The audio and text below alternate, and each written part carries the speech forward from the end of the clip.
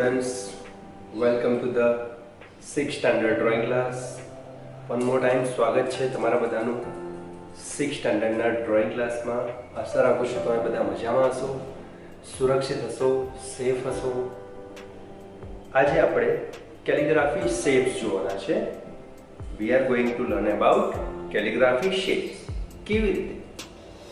અગાઉના વિડીયોમાં આપણે જોયું કેલિગ્રાફીના basic steps, right? Calligraphy lines, કેલિગ્રાફીના ફોર્મ્સ, તે બધું જોયું. હવે આપણે પેજ નંબર 6 ઉપર કેલિગ્રાફી શેપ્સ આપેલા છે. તેમાં નેચર સીનને યુઝ કરીને કેલિગ્રાફી બનાવેલું છે.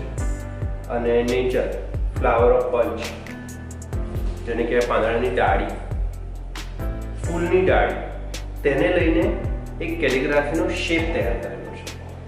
તો તેવું જ એક સ્ટેપ, એક ડ્રોઈંગ આપણે કરવા જઈ રહ્યા છીએ. ધ્યાન આપશો. જસ્ટ બેઝિક તમને બોર્ડ ઉપર બતાવીશ, ત્યારબાદ with colour combination pencil and sketch pen દ્વારા તમને સ્કેચ બુકમાં બતાવીશ.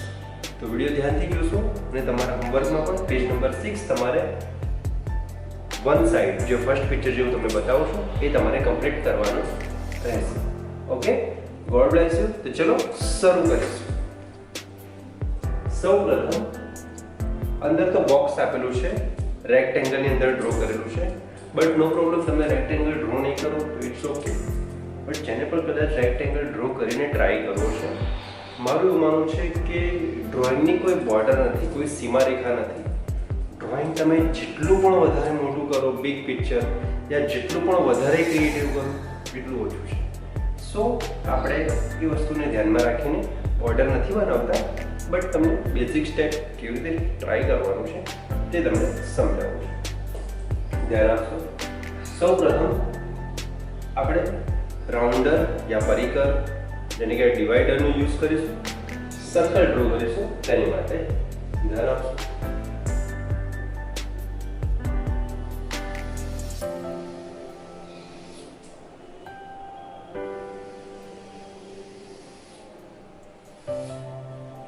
ઓકે, ત્યારબાદ બુકમાં આ રીતે લાઈન આપેલી છે, ક્રોસ લાઈન છે.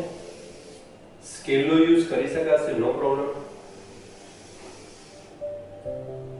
You can use drawing tools for this calligraphy shapes, right? One more time.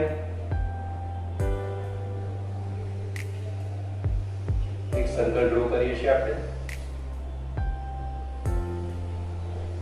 Sir without measurement draw કરી જાય છે એટલે થોડું પ્લસ માઇનસ શેપ લાગતું હશે, બટ તમે રાઉન્ડર યા કોઈ રાઉન્ડ શેપ તેનો યુઝ કરીને જ પ્રયત્ન કરજો.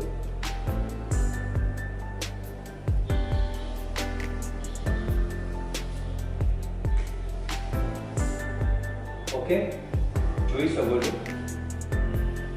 ડન.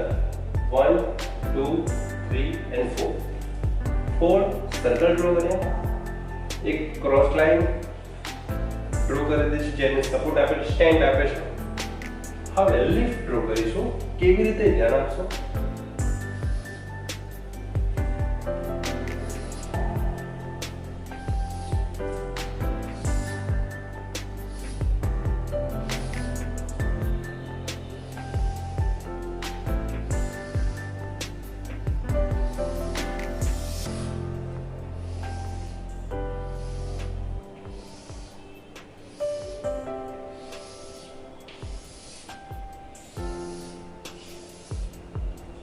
ઓકે, નાવ ઇનસાઇડ કેલિગ્રાફી કરીશું આ રીતે.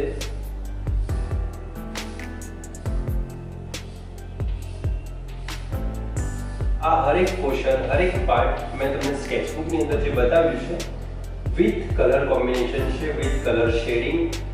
શેડિંગ પર પણ ધ્યાન આપજો કે ક્યારે હેન્ડનું પ્રેશર આપવાનું છે, ક્યારે હેન્ડને એકદમ લાઇટ પ્રેશર આપવાનું છે, તે બધું જ ધ્યાન આપીને ડાર્ક ટુ લાઇટ શેડિંગ પણ કરી શકાશે. તે તમને જોવા મળશે ડ્રોઈંગમાં.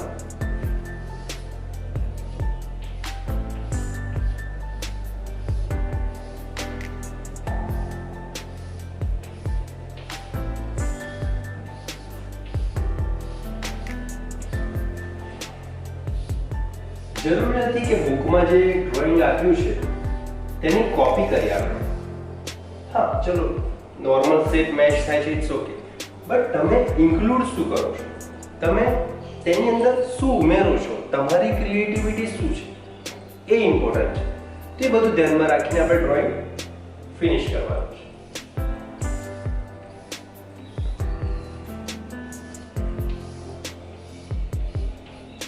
ઓકે,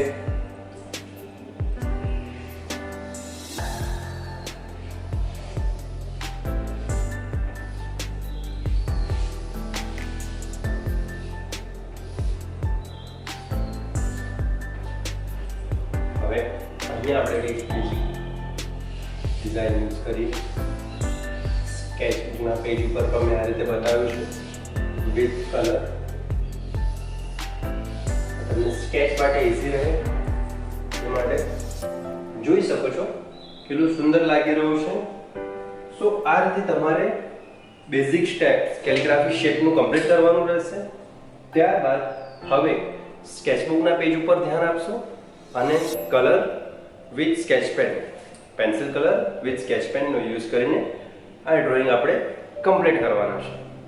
આશા રાખું છું તમને મારા વિડીયોઝમાં આઈડિયા મળતા હશે અને તમે ઘરે પ્રેક્ટિસ કરતા હશો અને તમારું ડ્રોઈંગ મારા કરતાં પણ વધારે સારું બને એવી પ્રેયર સાથે. Thank you so much. God bless you. તો ચલો સ્કેચબુક તરફ આગળ વધીશું. Thank you.